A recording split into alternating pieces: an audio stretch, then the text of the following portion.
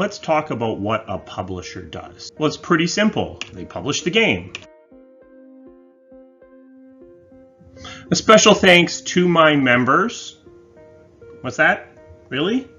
All right. So what does a publisher do? Basically, they provide you the things that you don't have. Things like traditional publishing, where they do manufacturing and distribution of physical discs, but also things like providing structure, certification, getting you access to different things, helping you with localization, helping you with marketing and PR, providing infrastructure, expertise, and in a lot of cases, money. So let's walk through each of these and talk about them in a bit more detail. Traditional publishing are all the steps needed to get a game into a physical brick and mortar store. So manufacturing is the process of actually making the boxes and discs. These days, outside of the PC, this is really only done by first party, by the actual people who control the consoles. So even if you're working with Activision or EA, they're actually going to first party to have the manufacturing done because first party wants to have control of that process. Back in the day, EA actually reverse engineered the cartridges for the Sega Genesis and manufactured them themselves. But these days, first party doesn't want that to happen, so they don't really allow any sort of manufacturing to happen outside of their control. And then once you've made the discs, they are going to be handling distribution. This is the actual getting of the boxes to the store. This can be anything from large shipments to the warehouse of a Best Buy that then is distributed within the Best Buy logistics system to, in extreme cases when things are very compressed, literally FedExing individual copies to individual stores. And then the publisher takes on the inventory risk. You've all heard of the case of all the copies of ET on the Atari 2600 being buried in the desert, and this is a real thing that really did happen. They actually recently found those out in the desert. So if you're working with a publisher, they're the ones taking on that risk of manufacturing too many copies and potentially ending up with a bunch left over. So do you need a publisher for this purpose? Maybe. Without a publisher, you're probably not getting into a physical store, but increasingly physical stores aren't relevant. They still make up somewhere between 30 and 50% of your total sales for big blockbuster games, but every year that number declines a little bit. So you can potentially get away without doing this at all. And in fact, even games made by the big publishers don't always get physical distribution these days. Structure is, as an independent, this means you're setting up all your deadlines, building your own budgets, setting your own schedule, all of those things. When you work with a publisher, they want a schedule with deliverables. They want to understand your team structure. Maybe you need this. This is really a question for you. Maybe this is structure that is going to help you work better. Certification is about getting the game ready to go onto a console or onto the PC in some cases. If you're working with Steam or you're working with the Epic Game Store, they're going to have a relatively light but still existing certification process. So do you need a publisher to help you do certification? You don't really. All of the TRCs and TCRs are fully published. It is a lot of testing, but it is something you can do on your own.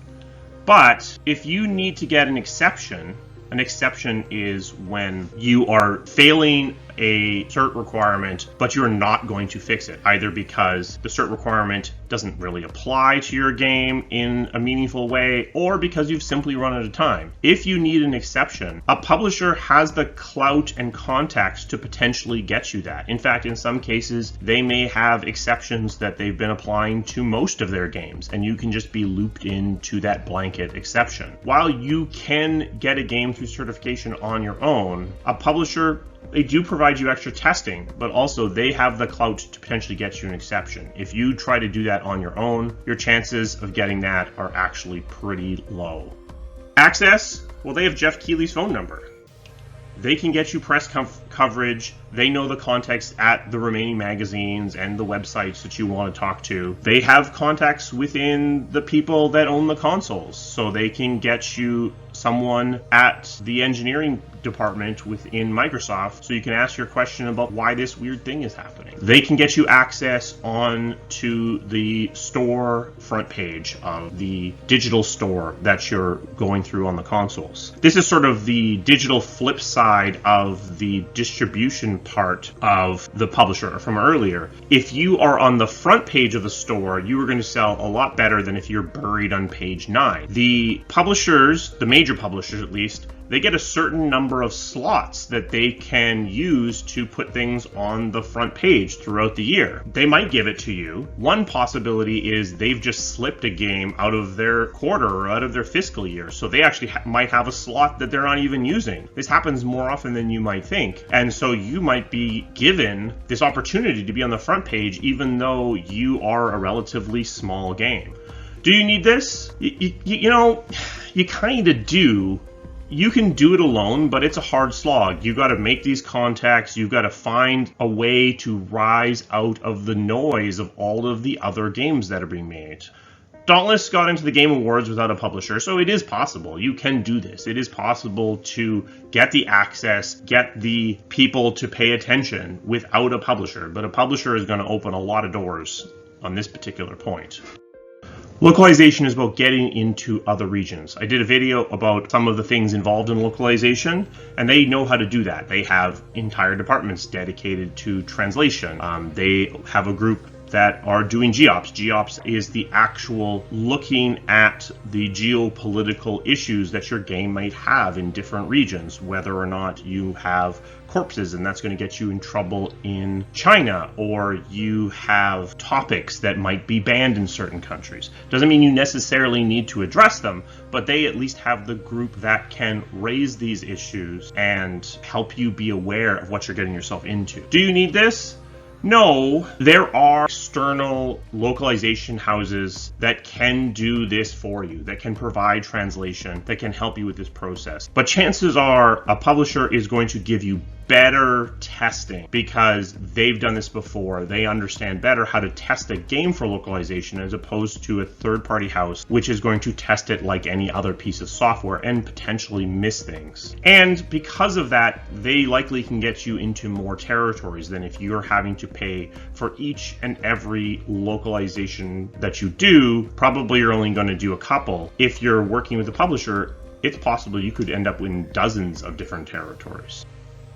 Marketing and PR is all of the TVs, magazines, internet. These days, social media is a huge part of it. Do you need this? You need to do marketing and PR, but do you need a publisher to help you? Increasingly, publishers are focusing on PBM, which is performance-based marketing, which is where they are doing small-scale marketing on the internet and testing that as they go. That's relatively small budget spent in relatively small amounts. You can do this as well. They do have infrastructure in place to help you build trailers and build key art, things like that. And they also have contacts with the press. So, like I said before, they're more likely to be able to get you that interview or that spread in the magazine than if you're going on your own. They also probably have social media managers. However, because these publishers are old and potentially slow, sometimes their social media presence is incredibly conservative. So in some cases, those social media managers can help, but in some cases, they might actually just be slowing down your ability to message at the speed that's actually appropriate for what you're trying to do. And finally, they might also have budget, but as the publishers have moved more to PBM, budgets have been coming down. Doesn't mean there's zero. There's still lots. If you're short on money, this is definitely a place that you can get some money usually from one of the publishers.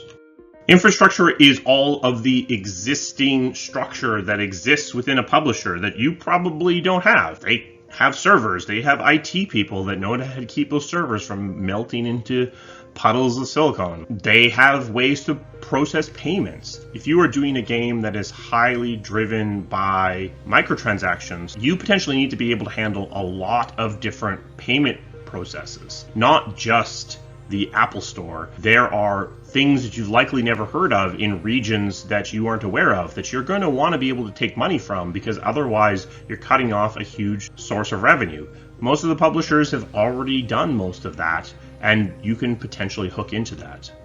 They already have QA departments groups that can do certification, groups that can do compatibility testing. Compatibility testing can be really hard to do on your own because you're probably not going to get every single video card that you support and every single sound card and then plug them in different configurations to see if they work. Dragon Age Inquisition, we had to get a old PS2 style plugged keyboard from the compatibility lab at EA to test this bizarre bit of compatibility failure that only occurred on this ancient piece of hardware that you couldn't even buy anymore. They can provide that. You probably can't do that on your own. They can provide focus testing and usability testing. Focus testing, you can go to external groups, and in fact, the publisher is probably going to external groups themselves. Usability testing requires a fairly elaborate setup with cameras and should be tailored specifically for testing games. There are companies that can do usability testing, but you're probably better off getting someone that's doing it specifically for games as opposed to plugging into some other usability organization. And then they provide customer support. You probably don't want to be manning the phones in the weeks after you release your game. Publisher has a customer support group, and those groups work really hard to help keep the people playing your game happy. And finally, they have lawyers, very conservative lawyers, and hopefully you don't need those. And you probably have a lawyer on your own, but they have big groups of lawyers. And many other things that I'm not even naming here that are just part of having a big, giant corporation that's been around for a long time. Do you need any of this? No. You can ignore anything on this list, but everything you worry about is another thing to worry about. And eventually you can become overwhelmed with the number of things that you're worrying about. Or if you're ignoring them all, that can come back and bite you because you missed something. Expertise is just a knowledge on a variety of topics. Publishers have been around for a while. This isn't their first rodeo. Do you need this? It can be helpful because they can steer you away from different pitfalls, but they can be incredibly conservative. They've done these things before, and often they've done things and they failed, which makes them likely to say no to things that didn't work for them in the past. So if you're looking to do something new, then that expertise can actually get in your way because they're going to have a very long list of reasons why it's not going to work because such and such game tried this 8 years ago and it didn't work, so you're not going to work either. But of course, the industry is vastly different today than it was 8 years ago. While the expertise can be incredibly helpful, it can also really get in your way if you're working at the edges of development. And then finally, money. This is money for all the things we just talked about, but also paying your people and office space and buying new computers and getting the dev hardware for the console. Do you need any of this? This is really a question for you. Do you? Do you have the pockets that are deep enough to do all the things you need to do to finish your game? Games can get really expensive. Do you have the money to do it on your own? It really depends on what your ambition is and what your scope of your game is. Publishers are arguably the easiest or simplest source of funding. They are the ones that understand how games work, so they know how to evaluate you. They are going to want things from you, however. Second part of money, acquisition.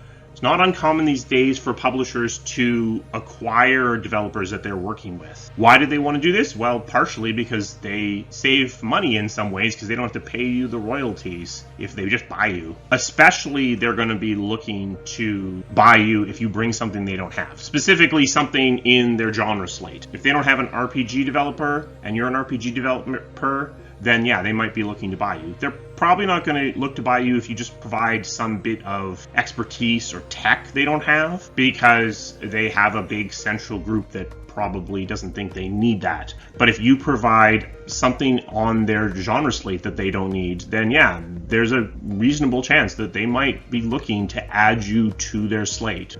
Do you want this? If you're small and don't have much of a track record, they're going to try to acquire you on the cheap, which might be fine, might be all that you're looking for. There's a term in business called an acqui-hire. An acqui-hire is basically when a larger company buys a smaller company, basically just to hire all the people that are in that company. If you're really small, that's probably what you're getting. You're getting an acqui-hire. They'll pay you enough. But if you're big, this can be a lot of money. So, you can always say no. So that's what a publisher can do. What does a publisher want for all of this? Well, first of all, they want money. They want to cut right off the top. Before you're even getting paid, you're going to pay back all the money you spent.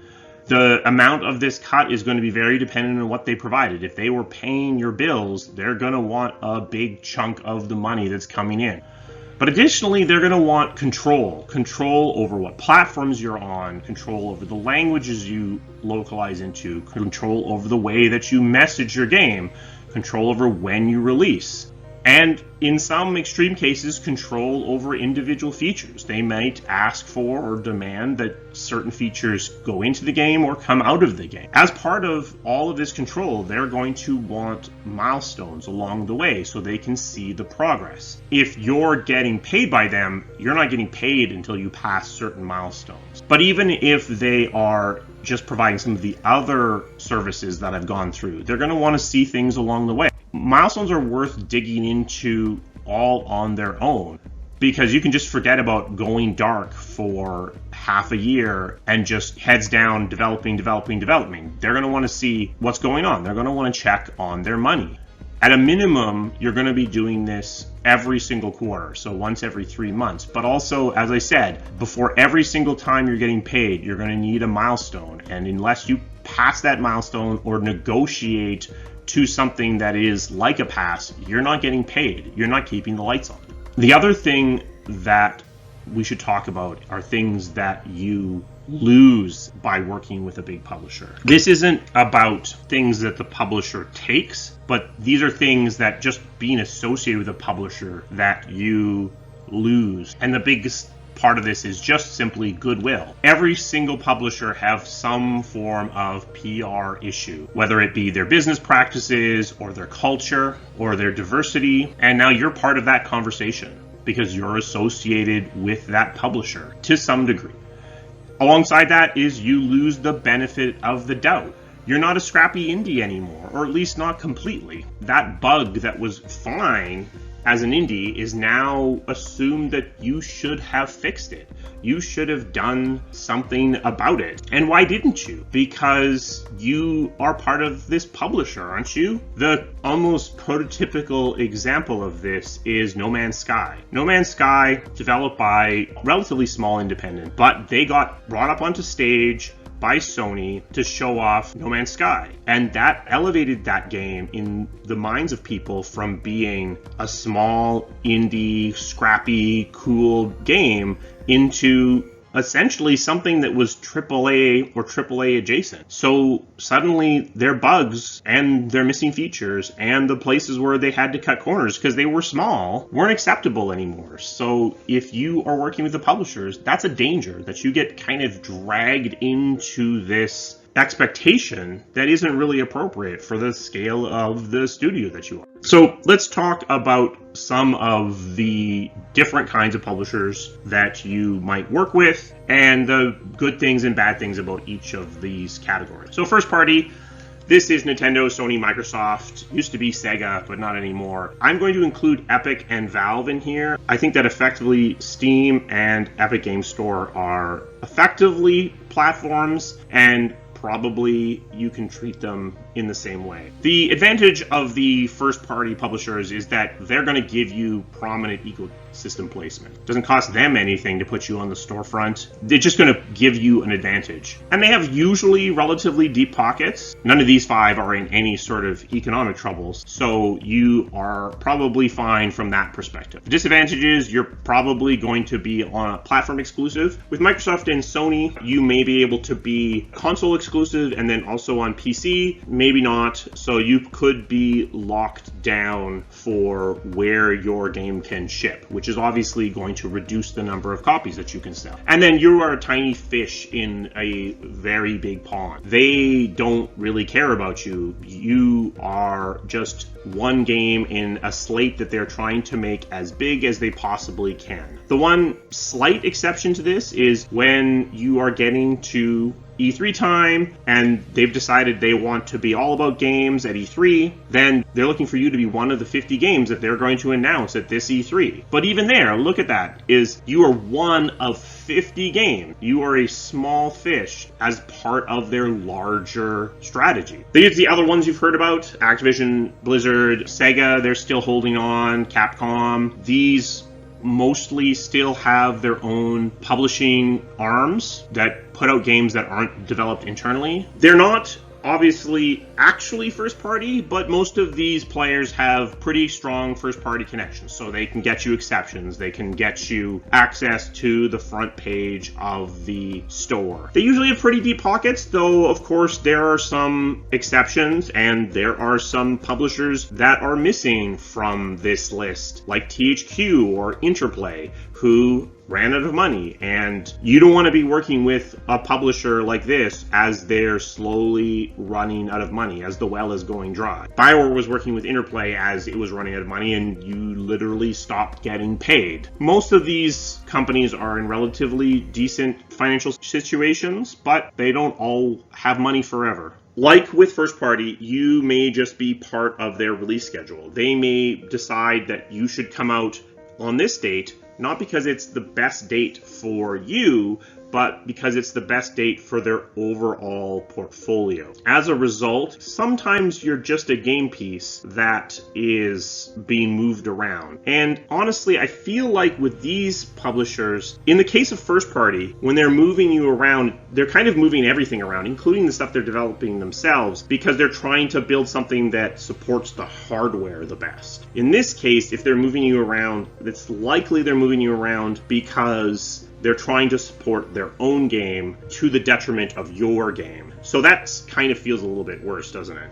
Again, you are a pretty small fish for these publishers. It's not as bad as first party because most of these publishers have actually really tightened down their release slates. Whereas a company like EA 15 years ago was releasing 30 games a year, now they're releasing more like 8 games a year. So you're not as small of a fish because there's just not as many fish that you're competing with. But of course, they have internal product too, and that's potentially what you're competing with. If you are making a game that's very similar to one of the games they're making, they may push you out of the way of that other game. And then it's important not to forget China. Tencent, Leu, and NetEase are big players there, but there are others. The Chinese publishers have really deep pockets. They have huge amounts of money, and they're spending it.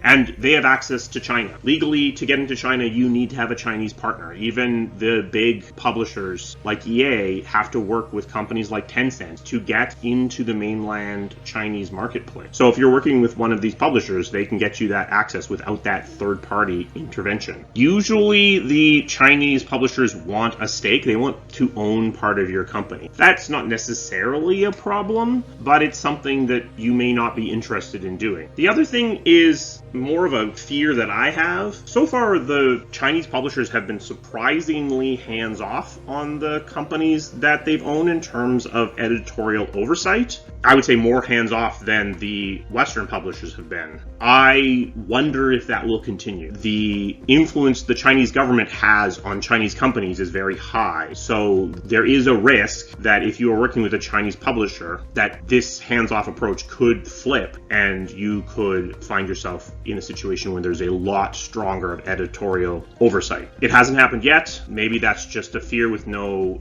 basis, but it's something that I at least worry about. And then there are all of the indie developers. Developer Digital is probably the most famous. They're the ones that do a really funny press conference every single E3. And then EA actually does some indie publishing, and it's worth thinking about that, because one of the advantages of these indie publishers is that you are an important part of their portfolio. Weirdly, even if you're working with EA, you're an important part of their portfolio, because if you're with traditional EA's publishing arm, then you are part of their financial system. But if you are with EA's indie publishing arm, then you are effectively part of their PR system. So you're part of the story they're trying to craft. So they actually care about you more in this group than they do as part of their just normal money-making game slate. Disadvantage, most of these groups don't actually have very good first-party access. They're pretty small. They might even be smaller than you. They have limited central groups, again, because they're not very big, and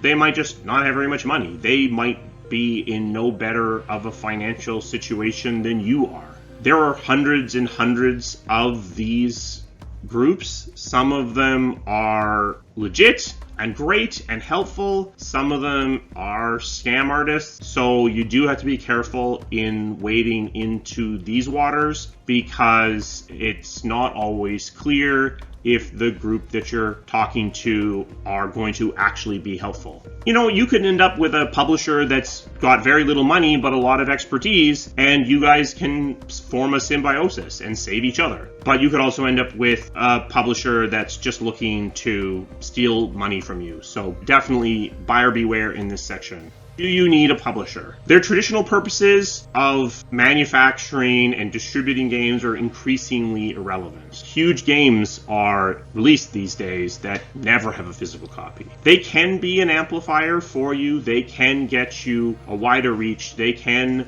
make you better at what you're doing. But they can also be a millstone, because they are old and conservative and slow. And if you're trying to be fast and agile and do something new, some publishers are not going to be able to help you with that. Special thanks to my members. They provide the resources that this channel needs to keep running. If you are interested in becoming a member, there's a link down in the description.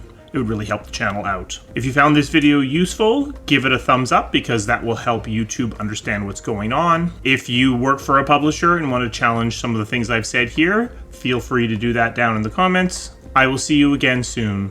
Thank you.